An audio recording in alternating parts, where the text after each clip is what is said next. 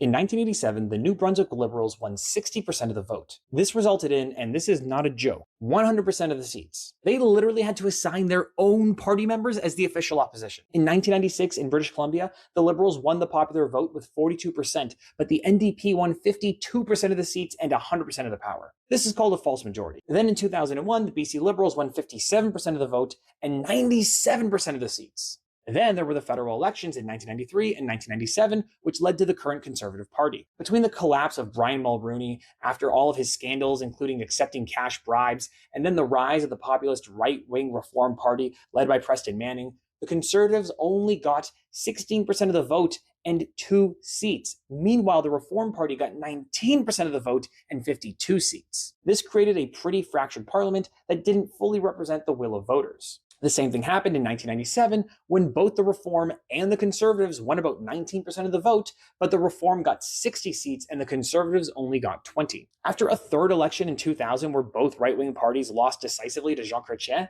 the two Conservative parties, who were inherently ideologically opposed, decide to join forces in order to try to win an election. 2 elections later, Harper won, and slowly the Conservative Party went from being 2 merged parties representing 2 different sides of Conservatives in Canada to what they are today, which I would describe as a husk of their former selves, led by a sloganeering attack dog who doesn't really represent the will of the Conservatives from the Mulroney era. Instead, he seems to only represent the aggressive populism of the Reform Party.